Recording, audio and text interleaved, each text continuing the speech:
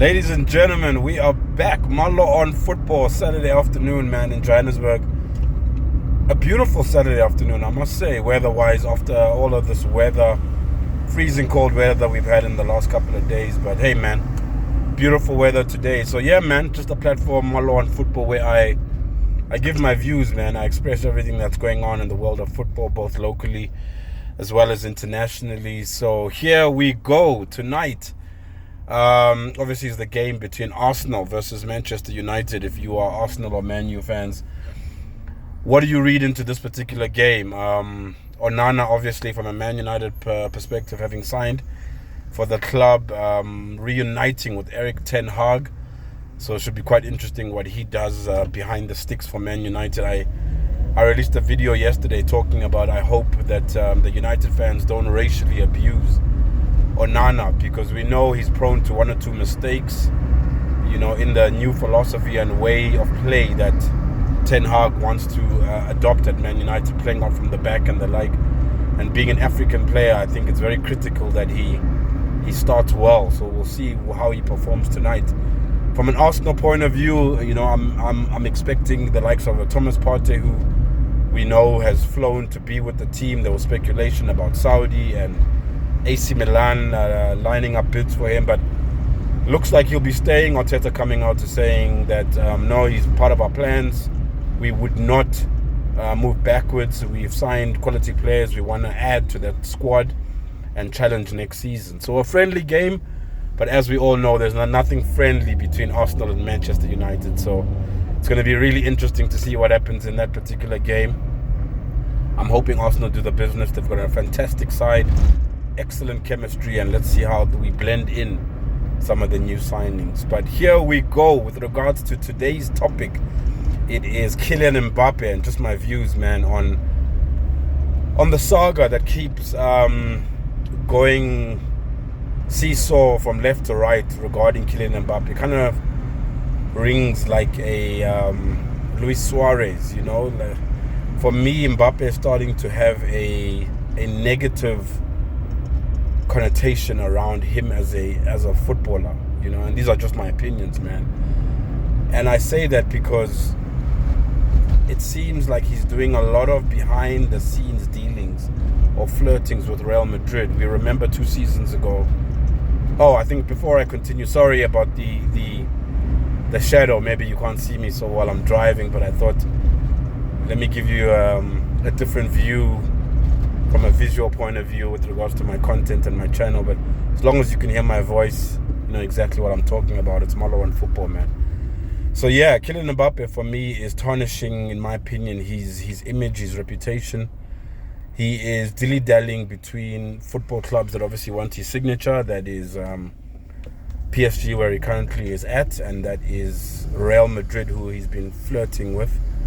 I say flirting because he was meant to have signed with them. He signed a initial pre-contract last season, saying that he will be joining them last season, but ended up not doing that. And obviously the president there of Real Madrid being rather upset and literally calling the deal off at that time. So what's recently been announced is that PSG have decided, instead of leaving Mbappe to be in the squad for another season and selling him at the end of next season, because he's got one more year on his contract, and letting him go for a free, cash in on the boy. I mean, clearly his mind, or he's been tempted by other clubs.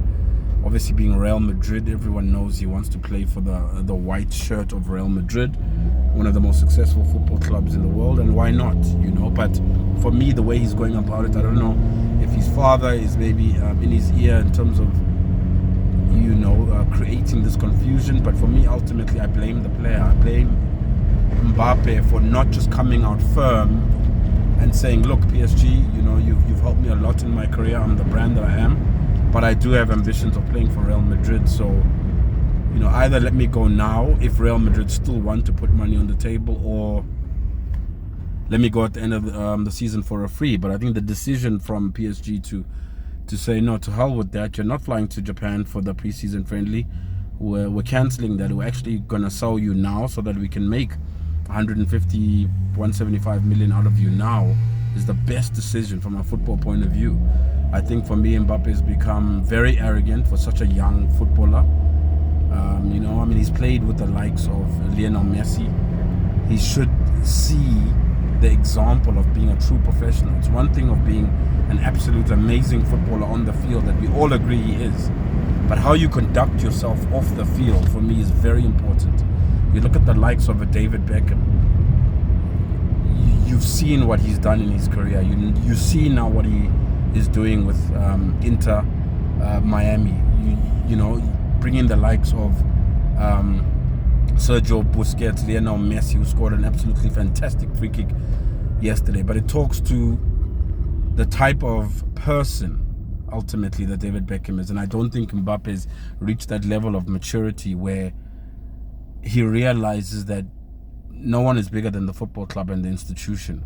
Yes, you might be the best player at PSG, but how you conduct yourself, even in these negotiations with clubs, you still have to be very professional. You earn a salary from PSG, and how you go about even negotiating with other clubs needs to be with respect. And I don't think, in my opinion, he's been able to do that, or he's currently doing that. So PSG putting Mbappe on the market, what does that mean for him as a player and his potential future? Real Madrid, obviously, for me, is the front runner. Whether Florentino Perez, the president of Real Madrid, wants to go down this road again with Mbappe, or if he realizes that Mbappe might come into the team and throw similar tantrums 3-4 years down the line. Is he good for the group? For me, Mbappe is an amazing player, but is he good for the group and the team dynamic that a club wants? Arsenal, my team, obviously now in the Champions League, obviously has the money to afford a player like Mbappe, could do potentially with the number 9 and maybe have Jesus on the bench. But do we want to mess up the chemistry that we currently have at Arsenal, which I think is probably one of the best team chemistry dynamics in world football, in my opinion, with regards to Arsenal and how Mikel is building this young team? Do you want an Mbappe to come in and just mess up the whole culture and everyone getting along? So I would rule Arsenal out. If I look at Saudi, apparently Al Hilal has apparently made a bid, or is contemplating making a bid. We know they wanted to sign Lionel Messi when they found out he was not going to be renewing with PSG. Is Mbappe likely to go to Saudi? Knowing him, from what I see in him in the media and his personality, he probably wants to go where there's the most eyeballs. And for me, that's probably Real Madrid. I don't see him going to America this early in his career. So for me, it's Real Madrid. I don't know which other football club. Chelsea maybe are looking for a number 9. I'm hearing they want Florian Balogun from Arsenal. They potentially could make a bid for Mbappe, but it's once again, are his off-the-field antics and his personality something that a club wants to deal with? So for me, great player, but to take out 150 million pounds or euros or dollars on a player that for me is a little bit problematic, especially when it comes to finances and not being decisive and doing deals or supposed deals behind clubs' backs, not a good strategy for me. That is Kylian Mbappe on his next move. So me, he should go to Real Madrid if they still want him. Otherwise, I don't know, man. I don't know where this guy is going to end up, but hey, man, that's not for me to decide. He'll ultimately decide his future, but it's a no for me with regards to Arsenal Football Club. I think he'll mess up the chemistry and the vibe that we currently have. Yes, we could do with a deadly number 9, but I think we've got enough goals from Jesus, from Nketiah, from the midfield to get us over the line in this coming season. So yeah, man, that's my views on Kylian Mbappe and his next moves with regards to what he decides for his future. Malo on football. We out.